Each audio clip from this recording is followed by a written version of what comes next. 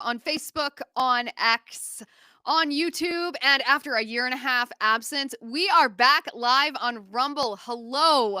Hello to those of you who are over on Rumble. We are glad to be back. We are glad to be sitting here today. Welcome to a special live edition of the Liz Wheeler Show. We are sitting here eagerly awaiting the release of the JFK files. We were promised yesterday by President Trump as he paid a visit to the Kennedy Center. While he was there, he announced that 80,000 documents, mostly unredacted, he said. We'll see how many of them actually do have little black lines crossing out pertinent information.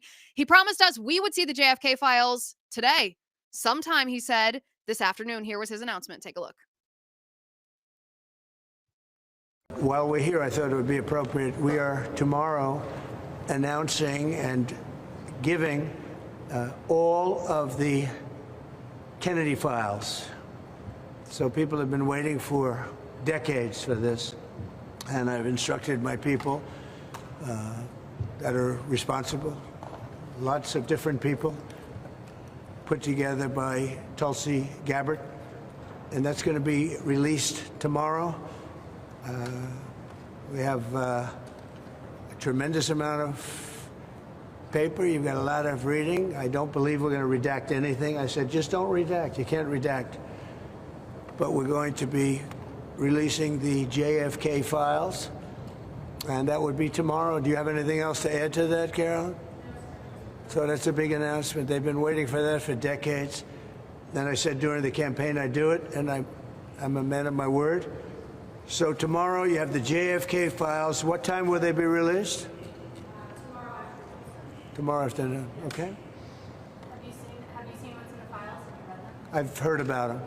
Was there, Anything interesting? It's going to be very interesting.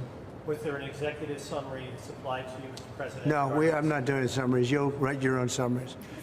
It's many pages. Is it 80,000 pages? Approximately 80,000 pages. So it's a lot of stuff.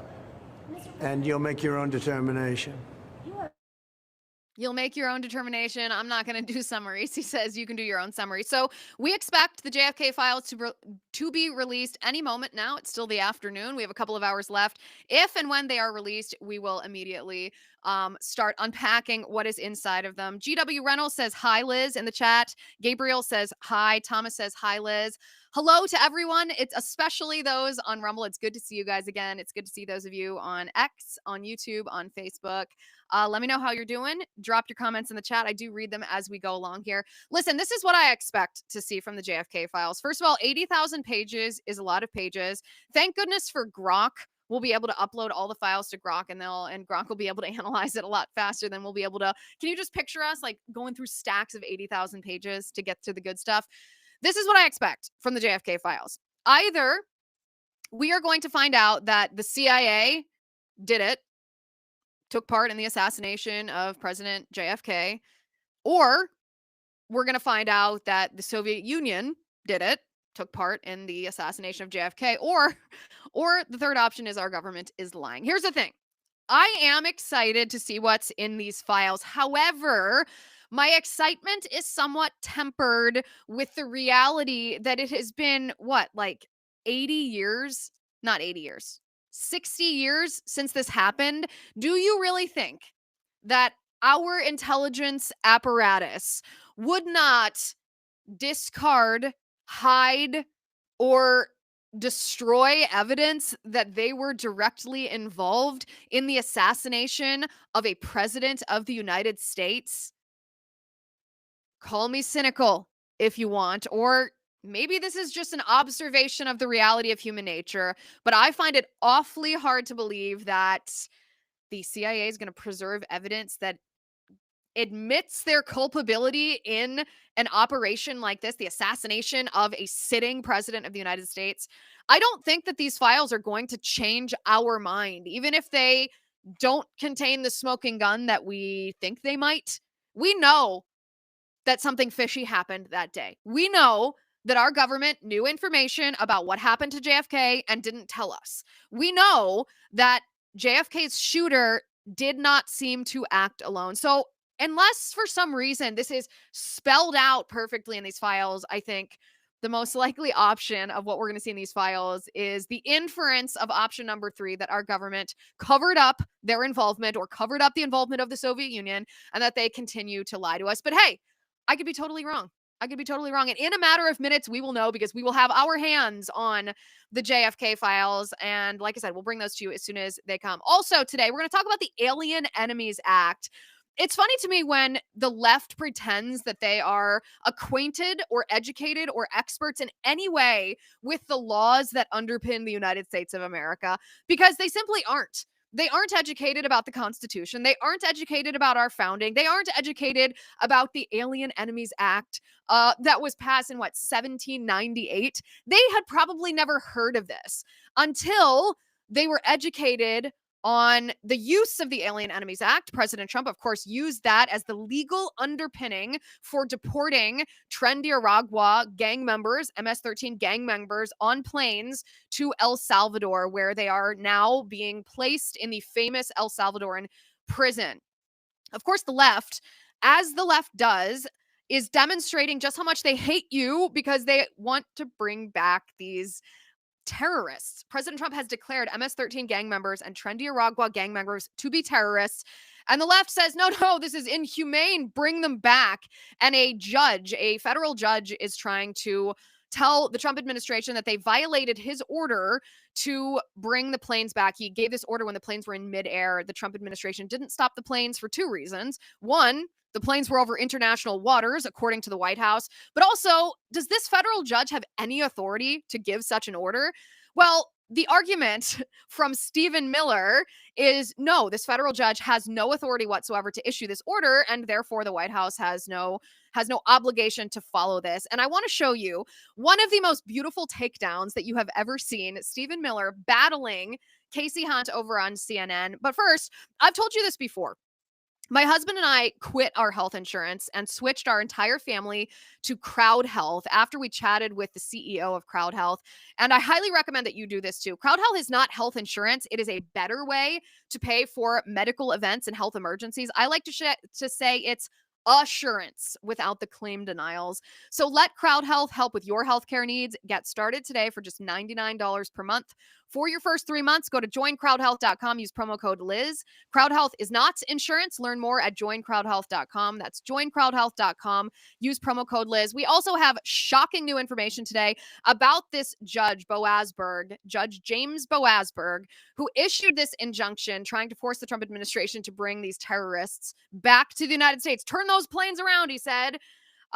We have new information on his corruption, his conflict of interest, and of course why the Trump administration doesn't have to abide by his illegitimate order. Before we get to that, though, I want to back up here and give the full context of the situation. So the full context of the situation, of course, is that Trump declared MS-13 and Nicaragua gang members to be terrorists. He declared them to be terror groups. He also declared an invasion and emergency at the U.S. southern border. And because of those 2 things, he is authorized by the Alien Enemies Act to deport those who are committing incursions or invasions or acts of war against the United States.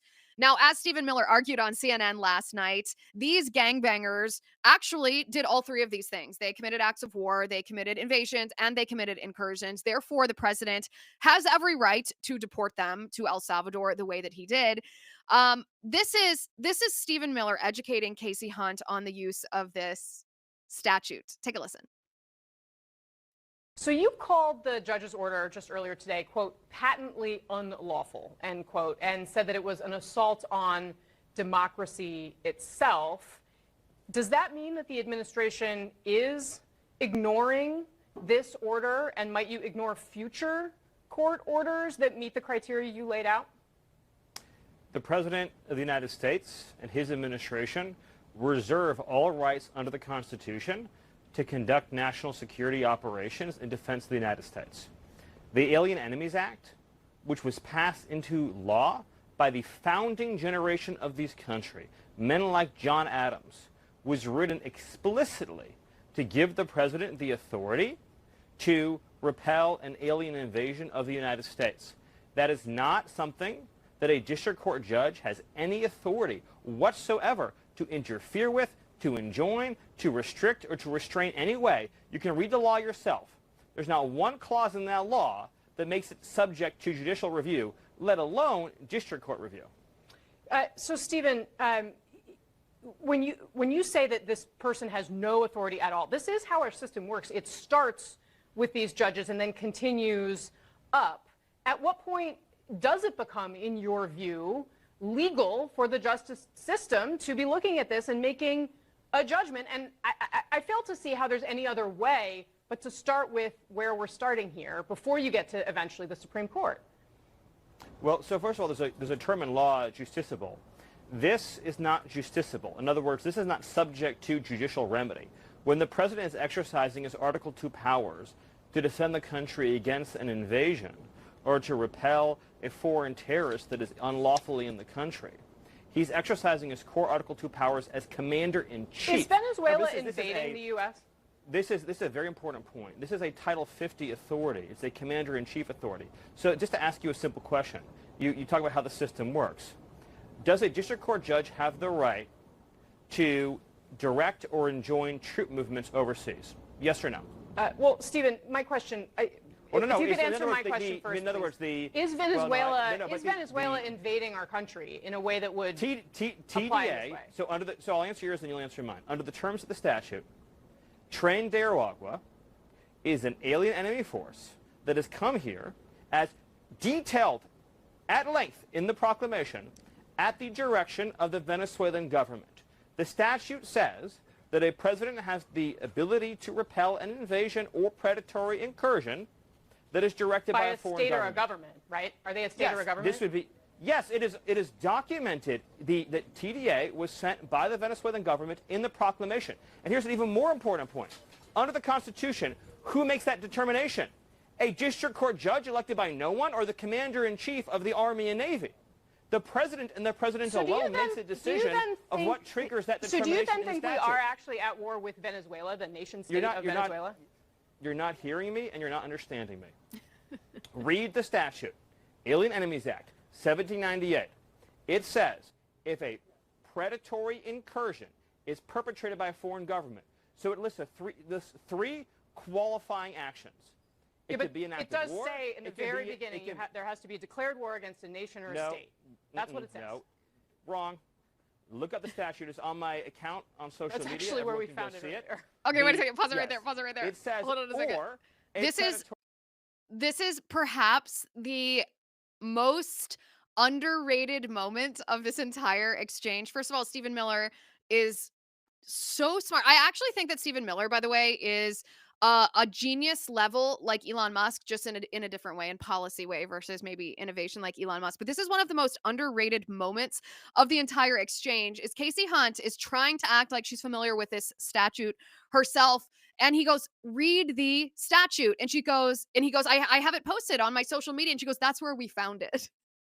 That's where we found it. So they had never read this statute until suddenly they claimed to be experts on it and about it. They never actually accessed it. They got it from him in order to try to refute it. These people, as I said, it's a side comment that she made that I feel like we have not properly appreciated the depth of the stupidity of CNN. Yes, Stephen, we didn't even know of the statute until we found it on your social media. Thank you for posting.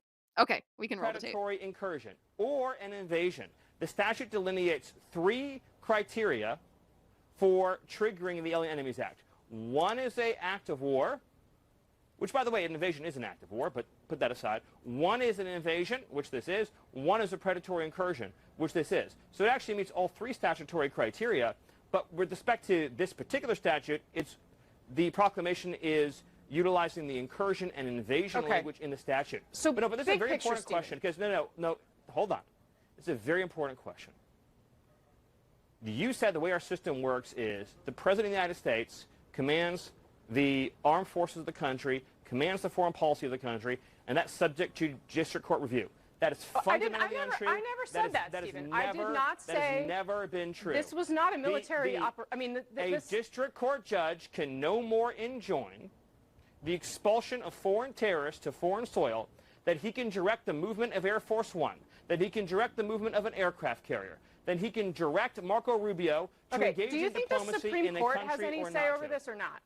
Like, does the Supreme Court of the United States have any say over the things that you were just outlining right here? I believe what the Supreme Court will say is what I just said, which is that the president's conduct here is not subject to judicial Okay, but review. you are because acknowledging these are the that plenary- they do, in fact, these are have a the- say the- here, well, even what though we you are- think they may agree with you. What we are expecting is the Supreme Court to say what has always been the case, which is when the president is using his powers as commander-in-chief, those determinations are not subject to judicial review. In other words, the president's designation of Trinidad as a foreign terrorist organization and as an alien enemy are part of his inherent plenary authority. There is So no way. at what point in the there is system, no way. Stephen, How are you do going the to courts expel? gain Hold power? on. How are you going to expel illegal alien invaders from our country who are raping little girls, who are murdering little girls, if each and every deportation has to be adjudicated in a district court judge? That means you have no country. It means you have no sovereignty. It means you have no future. It is fundamentally incompatible to have a country and have individual expulsions adjudicated by a single district court judge. I'm just trying to figure It out is at what point in the impossible. system do you, because what does the Trump administration believe? Because we do have separation of powers in this country. I hear what you're saying. Yes, you're saying the separation of district powers. court does This not is the have judiciary authority. interfering Stephen, in let me finish. the executive function. Let me That is the finish. separation Okay. of powers. That is the Did separation you of ignore powers. the judge's order here because you thought you could? So the judge's order and the actions taken by the Departments of Defense, Justice, and Homeland Security are not in conflict. And the Department of Justice has been clear that they are not in conflict.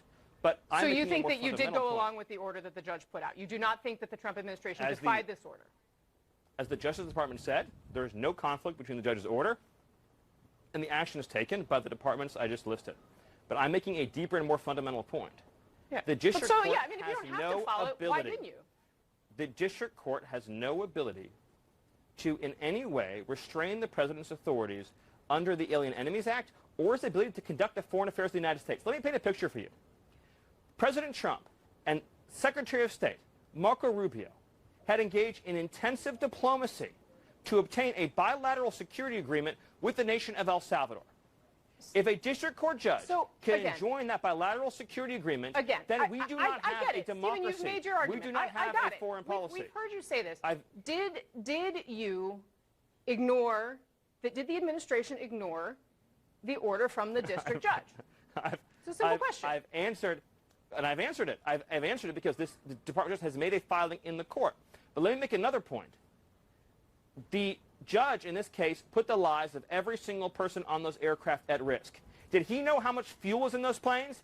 Did he know the flight conditions? Did he know the weather conditions? Did he know how many crew hours? Did he know the need for crew rest? Did he know any of that? No. This judge violated the law. He violated the Constitution. So do he you defied think that the system of government that we have in this country. Because that does seem to by be the what way, you're Okay, arguing. okay, these all right. same Let's stop it right district court here. judges- There is one word to describe this woman on CNN. There is one word to describe her. Are you ready for this? Obtuse. She is being deliberately, willfully obtuse. Stephen Miller is incredibly respectful to her. He is educating her. He's actually talking to her as a professor would talk to a student. He is simply transferring information of which she is completely ignorant, and yet none of it's penetrating. None of it is filtering into her mind. Nothing. All she wants to say is to get her little talking points in. Well, are you just defying the order because you think you can get away with it? Lady, listen to me. The founders of our country passed this law. And do you think Stephen Miller, there was actually, Tim, do we have that tweet? That really funny tweet. Someone said, listen, the last 4 years, this is a paraphrase of this tweet, the last 4 years while the Democrats and the Biden administration were busy torching the cities with Black Lives Matter and being Antifa, Stephen Miller in his nightcap was scrolling through line by line, 18th century laws at his wooden desk at night, lit only by a single candle. Do you think that there's one detail of this statute that he's not an expert on? And I think that's actually accurate. Casey Hunt had never even heard of this until Stephen Miller posted it on his social media 10 minutes ago, and Stephen Miller is an expert. Here's the thing about that judge. So Judge James Boasberg, we have shocking information about his background, which is very pertinent to the order that he gave. this illegitimate order. He is an inferior court judge. That word inferior means it is a federal judge below the Supreme Court. Our Constitution does not mandate that we even have inferior courts or a federal court system. Our Constitution only mandates that we have a Supreme Court. Congress is then allowed to establish a federal court system. Judges like this judge are supposed to help Supreme Court justices, but their jurisdiction is limited, which means that they are supposed to only rule on cases that impact the individual before them. It is not supposed to be precedent setting rulings or rulings that apply to anyone else. Certainly not nationwide injunctions. And it's the Supreme Court's role to rein in judges when they are abusing their authority, when they are acting outside of their authority. And we'll get to this in a moment, because Supreme Court Justice John Roberts is saying that the idea of impeaching Judge James Boasberg for his abuse, for stepping outside of the scope of his authority, Justice Roberts said that that's inappropriate to talk about impeachment. We're going to get to that in a moment too. And it's very important because impeachment of a judge who is stepping outside of his authority on the judiciary is actually the recourse for a judge who is abusing his power. And yet the Chief Justice of the United States said this, and I quote, "For more than 2 centuries, it has been established that impeachment is not an appropriate response to disagreement concerning a judicial decision. The normal appellate review process exists for that purpose."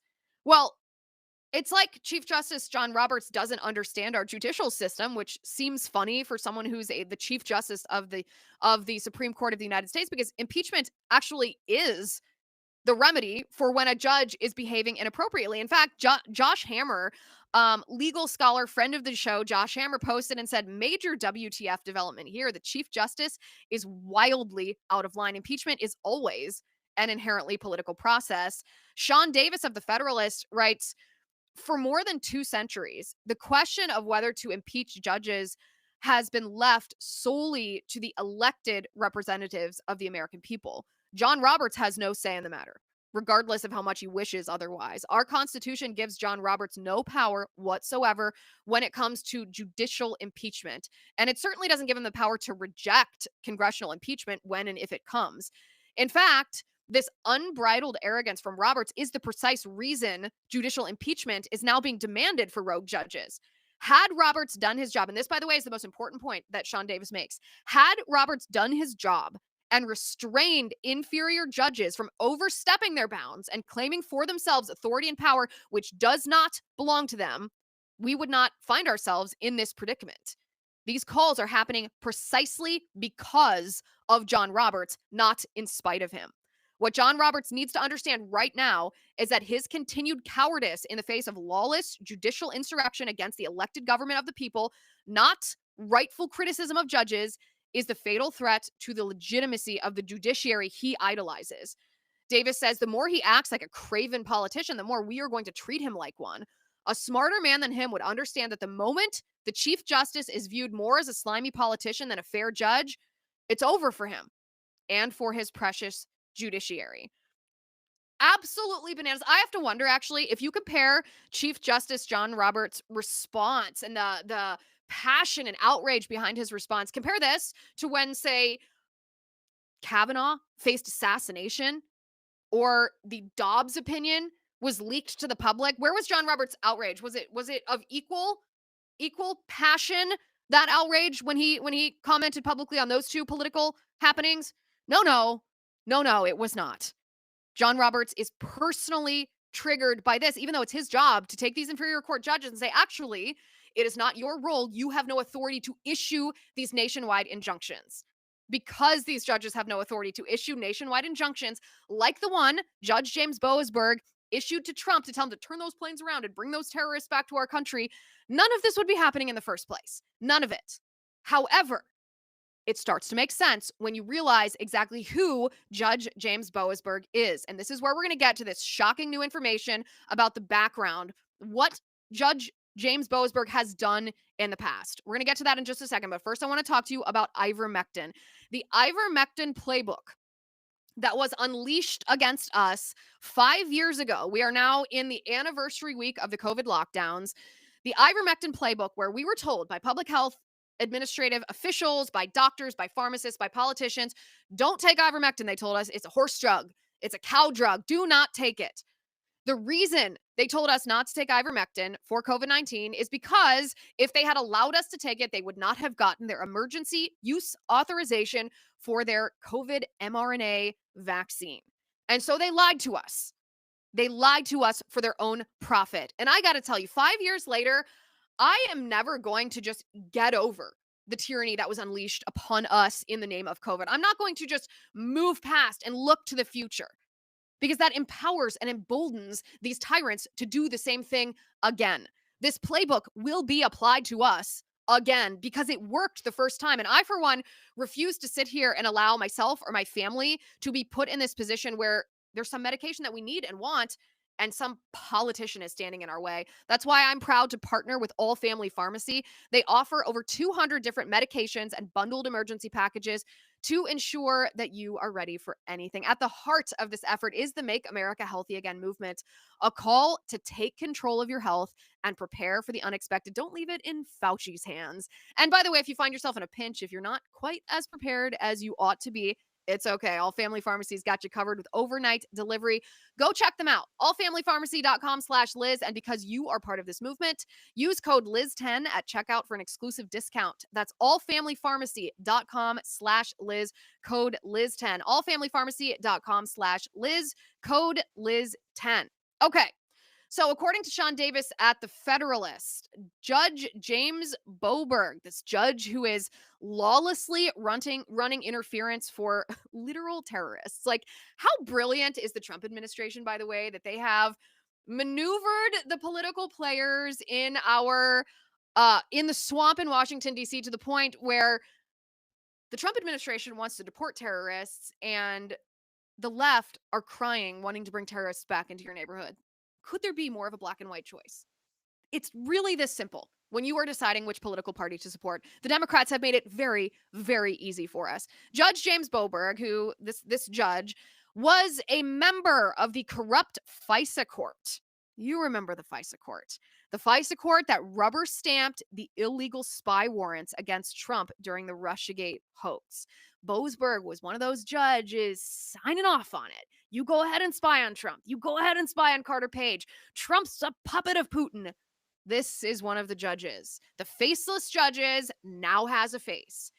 And this, by the way, doesn't even begin to show how dirty and how corrupt Boasberg is. Remember Kevin Kleinsmith? Does this name ring a bell in a distant hill? The FBI attorney who fabricated evidence in these FISA warrants. He fabricated evidence to make it appear that Carter Page was colluding with the Russians, when actually the full context of those emails proved definitively they were exculpatory to Carter Page. They proved that he was not, in fact, colluding with Russia and that he was deliberately not colluding with Russia. Well, Kevin Kleinsmith, the attorney for the FBI, deliberately tampered with this evidence to make it appear that Carter Page was guilty, to justify the FISA court warrant against him that Boasberg's court rubber stamped and signed off on. Now, Kleinsmith, the FBI attorney, was convicted for that crime because it, of course, is a crime for the FBI to fabricate evidence to set up an American citizen. He was convicted for that crime, but he never served even a day in prison. Why? Why would he never serve a day in prison after committing such a heinous crime? Well, do you know why? Because Boasberg, Judge James Boasberg, personally sentenced Kleinsmith. He personally sentenced Kleinsmith, and he made sure that FBI attorney Kleinsmith never saw the inside of a jail cell even for a single day, despite the reality that Kleinsmith's attempts to overthrow the elected U.S. government via fake evidence and fabricated warrants that Boasberg's FISA court were totally fine with. So thank you, by the way, to Sean Davis at The Federalist for making this connection and realizing that this is the same judge that is now trying to exceed his authority for the same end, to destroy Donald Trump. And it doesn't matter if you are the collateral damage in this exercise, because this judge hates Trump so much, he simply doesn't care. So it makes a lot more sense, doesn't it? This conspiracy to provide aid and comfort to criminals and enemies of the United States. This isn't Boasberg's first rodeo. This is who he is. This is what he does. He has a long and sordid history of violating his oath and ignoring the law in service to America's enemies. It is long past time for Boasberg to answer for what he's done to this country. And yes, impeachment is one of the remedies to address such abuse of power. But that brings us back to Supreme Court Justice John Roberts. Why is John Roberts so mad about this? Why would he make a public statement on a political process in the United States? Surely it's not because the judiciary is somehow under attack, his precious judiciary. No. According to Sean Davis at The Federalist, it's because John Roberts himself personally placed James Boasberg on that FISA court to begin with. That FISA court that rubber stamped those illegal spy warrants against Donald Trump.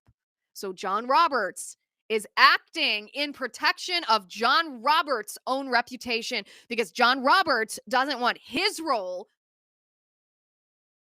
in this judicial insurrection to come to light. If that doesn't scream judicial impeachment against James Boasberg, I don't know what does. Congressman from Texas, Brandon Gill, has introduced articles of impeachment against James Boasberg. We will follow that story as it continues to unfold. Never doubt the tangled web that exists in the swamp. It touches even those appointed to what's supposed to be a nonpartisan position on the judiciary, even those appointed by Republicans themselves. There's a reason we call it the uniparty. So why is the left allowing themselves to be maneuvered into this position where they are defending actual terrorists and rapists and murderers, these horrible, horrid gangbangers? Why is it? Well, Elon Musk went on Senator Ted Cruz's podcast, Verdict, and he identified exactly why the left is focusing their rage and really their terrorism on him, on Elon Musk, and on Elon Musk's businesses like Tesla. You've seen all the Tesla protests, the violence that's happening outside of Tesla showrooms. There was even some shots fired outside of one.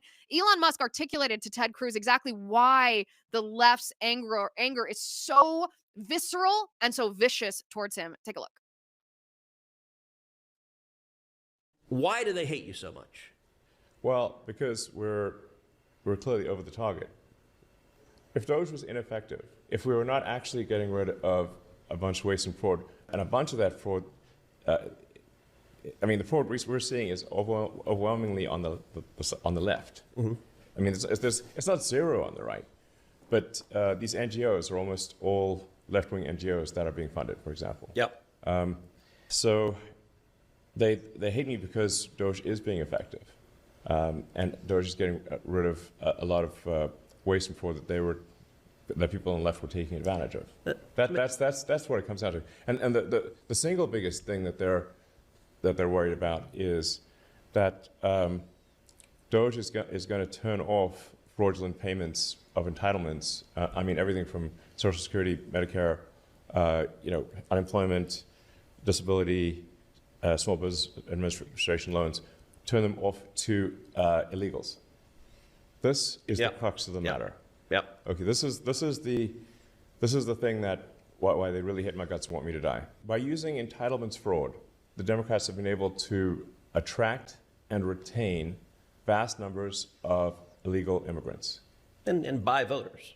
And buy voters, exactly. They basically bring in, 10, 20 million people who are beholden to the Democrats for government handouts and will vote overwhelmingly Democrat, as has been demonstrated in California. This is It's an election strategy. Yeah. Yes. It's power. Yes. And it doesn't take much to turn the swing states blue.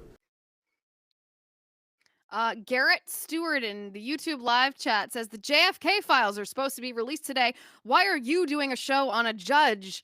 Well, Garrett, we're in the same boat here. We're sitting here tapping our fingers, waiting for the JFK files to be released. The moment that they are released, we will turn our attention to those files. But I will repeat to you what I expect to see in those files. This is what I expect. I expect one of three things, possibly a combination of these three things. You can let me know in the live chat if you agree or disagree or what you expect. I expect either to see evidence of U.S. government involvement in the assassination of JFK. I'm talking, of course, about the CIA and possibly Lyndon B. Johnson. I expect to see either that, or I expect to see some sort of evidence of the Soviet Union being involved in the assassination of JFK. It could be some combination of those two things, of course, although that would perhaps be the most shocking aspect if we found that the US government, the intel apparatus, and the Soviet Union's intelligence in the midst of this Cold War somehow colluded together to assassinate JFK. That would be one that would actually shock me.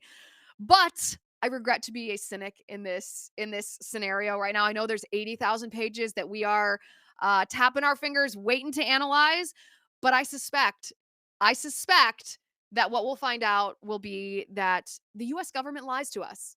The U.S. government has had, you can tell me the exact number of years, but 60 odd years they have had to sit on these documents. Do you really think these corrupt swamp creatures are just going to leave evidence of their own corruption and murder laying around for us to one day release to the public and find out? Do you really think that they believed it would be safe to leave documents that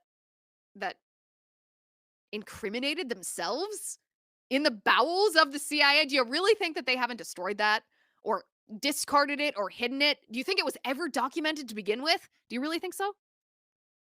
I'm actually asking real question. Do you really think that we're going to see that evidence? I hope we do. I hope I'm wrong, but that the cynical, you can even call it a skeptical bone in my body, if you will. The skeptical bone in my body, I just don't know if we're going to see the smoking gun. I do know that the deputy press secretary came out this morning and said that the American people will be shocked. I'll believe it when I say it. I'm not questioning, I'm not contesting the possibility or the reality that this story is shocking, that what happened, the truth, the reality of the JFK assassination is shocking.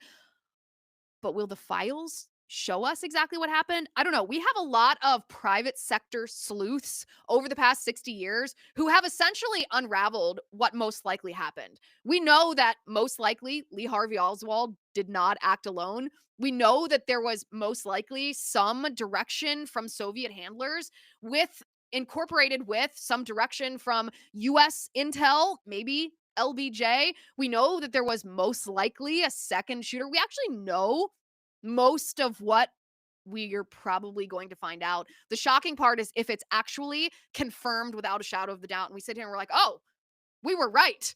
We were actually right. That is what I suspect will happen. That is what I suspect we will find. But I promise you, Garrett, the second that these files come out, we will stop talking about this judge. But you have to admit, I think, you have to admit that the information about this judge is incredibly significant.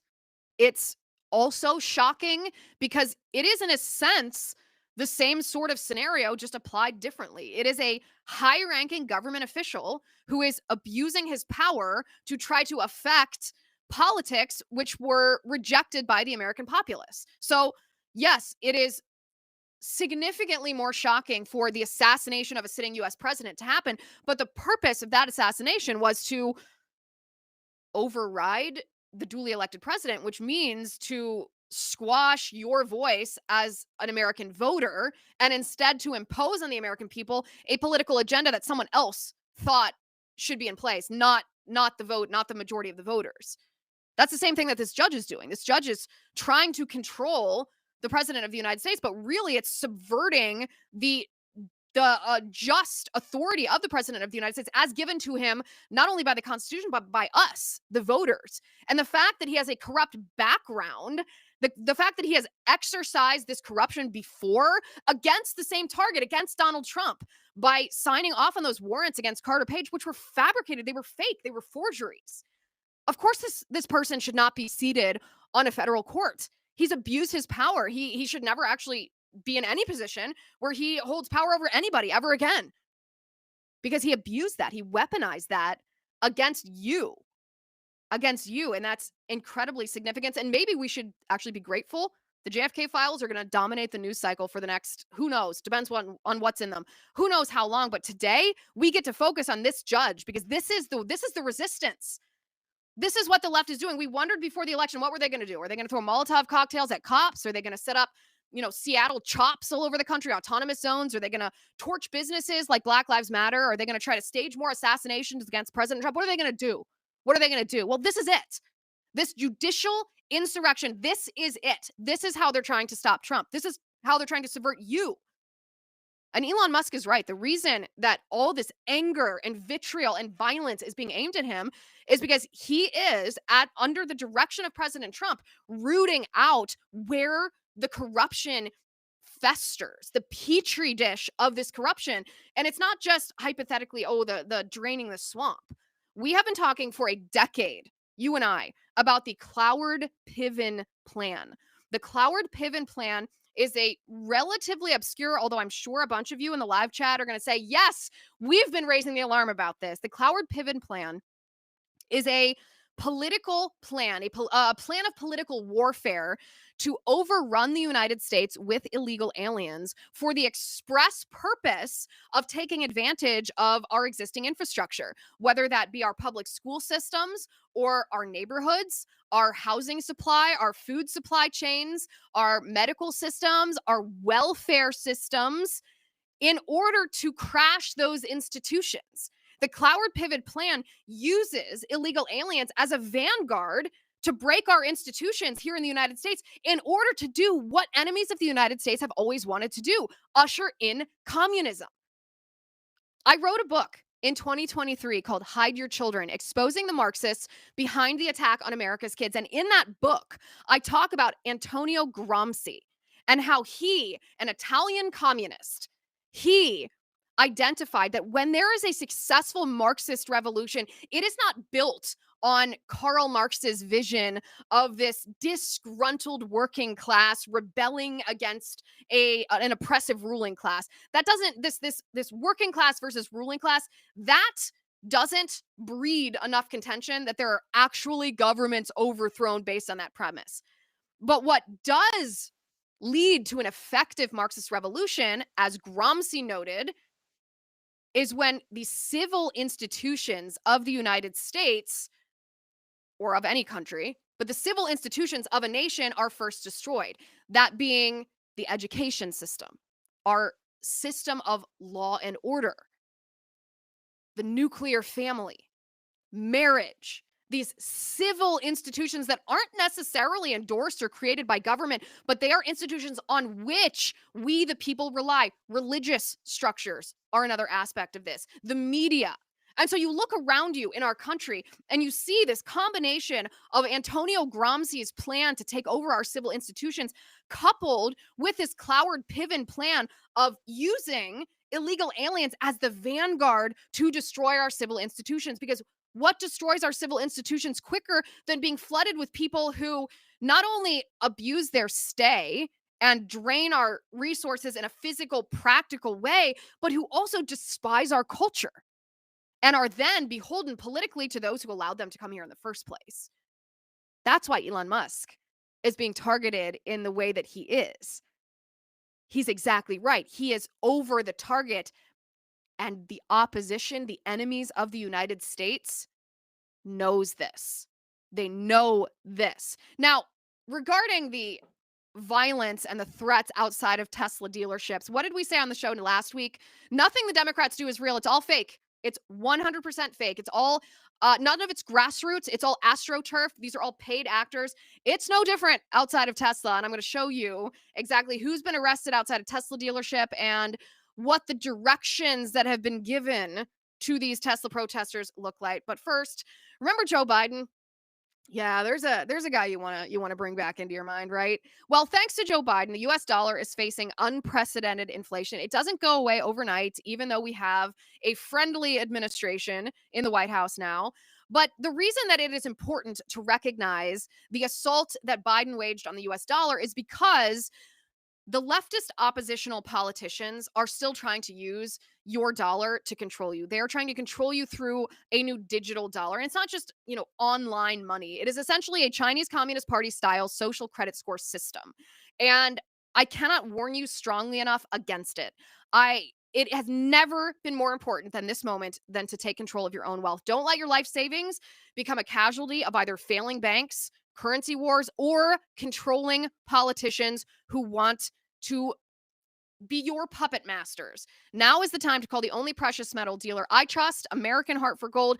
They will show you how to protect your savings, your retirement accounts, by diversifying your wealth portfolio with physical gold and silver. My husband and I did this. A portion of our wealth portfolio is now in physical gold and silver. When I hold this in my hand, I know that controlling politicians simply cannot use it to manipulate me.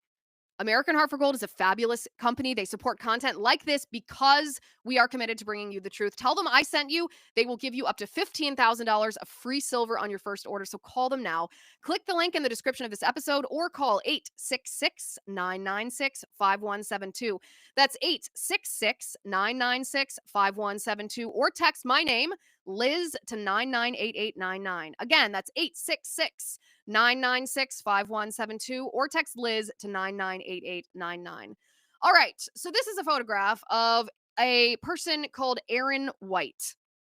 Aaron White has been arrested outside or for vandalism of a Tesla dealership. Now, Aaron White appears to be a biological woman. Aaron White, however, identifies as non-binary. Oh, color me surprised that a Marxist agitator also is a partaking in cultural Marxism, which is, of course, what the transgender ideology is. Aaron White identifies as she, they. Those are Aaron White's pronouns. So Aaron White is part of what's essentially the new weather underground. These radical leftists, I mean, they may as well be directed by Bill Ayers because they are engaging in the same sort of tactics. They have convinced themselves that Elon Musk is a fascist, but truthfully, it's just because of what Elon said to Senator Cruz, that Elon Musk is rooting out the corruption in the welfare system. He's uncovering tons of fraud, and most of it's on the left. And their response to Elon Musk is, they're only going to meet him with force. This is according to their own mouthpieces. They will only meet him with violence. And this is what they're doing outside of Tesla dealerships. The ends to communists always justify the means. Now, it's worth noting, of course, or echoing what we discussed last week, none of these people are real. None of these people are grassroots individuals who are concerned about what Elon Musk is doing and have valid, legitimate concerns that they want to express, and so they're turning out to peacefully protest. And there happens to be other people that feel the same way. No. They're fake. And it appears that they are paid. According to Jacktron Prime on X, these protests are at the very least staged, if not funded by someone else. This is what Jacktron Prime posted on X. He said, "Hi, Elon Musk. Yesterday, I had an informant infiltrate one of the protests at Tesla dealerships, and they told her a few things. Number one, these protests are only happening in contested congressional districts." Oh, there you go. Of course. So they're trying to make a political point. Number two, they're being funded by 501c4 charities being given dark money from Democrat politicians of these districts. Well, that's perhaps the point that I'm most interested in. And number three, they're organized through Facebook groups since X is monitored by pro-Elon people. So if this is true, this is, of course, not surprising at all. It's shocking because evil is always shocking to our sensibilities. But it's not surprising because we know that none of the seemingly grassroots stuff on the left is ever real. It's fake. It's absolutely fake. And they're being funded by so-called charities in contested congressional districts to try to manipulate the voters in that district to vote for leftists, to make it seem like, in order to encourage groupthink, make it seem like the people in the district hate Elon Musk, so you should too.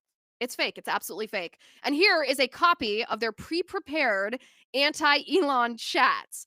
Get up, get down. There's a protest movement in this town.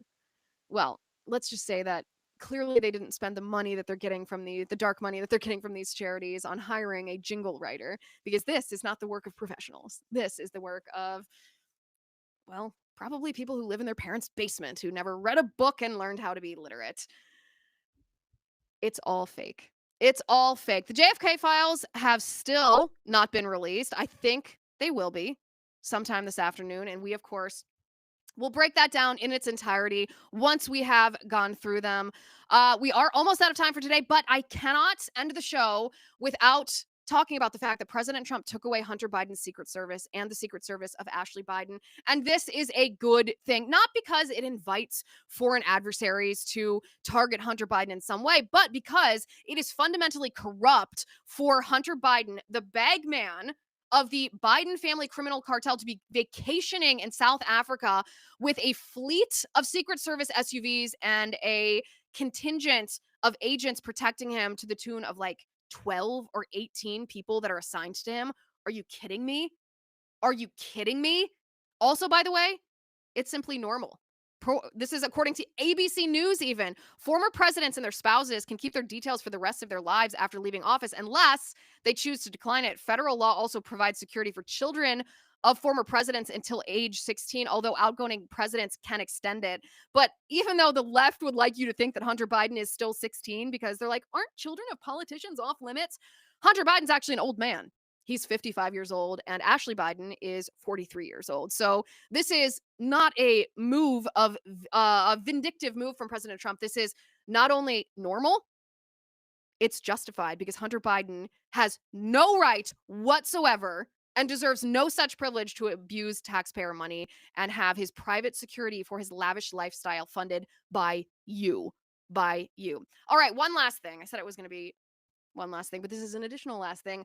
The White House releases the readout of President Trump's call with Vladimir Putin. Today, President Trump and President Putin spoke about the need for peace and a ceasefire in the Ukraine war. Both leaders agreed this conflict needs to end with a lasting peace. They also stressed the need for improved bilateral relations between the United States and Russia. The blood and treasure that both Ukraine and Russia have been spending in this war would be better spent on the needs of their people. This conflict should have never started and should have ended long ago with sincere and good faith peace efforts. The leaders agreed that the movement to peace will begin with an energy and infrastructure ceasefire, as well as technical negotiations on implementation of a maritime ceasefire in the Black Sea, full ceasefire, and permanent peace. The negotiations will begin immediately in the Middle East. The leaders spoke broadly about the Middle East as a region of potential cooperation to prevent future conflicts. They further discussed the need to stop proliferation of strategic weapons and will engage with others to ensure the broadest possible application. The two leaders shared the view that Iran should never be in a position to destroy Israel. The two leaders agreed that a future with an improved bilateral relationship between the United States and Russia has huge upside. This includes enormous economic deals and geopolitical stability when peace has been achieved. And so I will leave you with this thought. Imagine if Joe Biden were still president, or God forbid that Kamala Harris were still president. Would we ever see the road to peace such as this? I contend that we would not. Thank you all for joining me today. It is so delightful to be back live on Rumble. It's so good to see you all again. We will be back same time, same place tomorrow.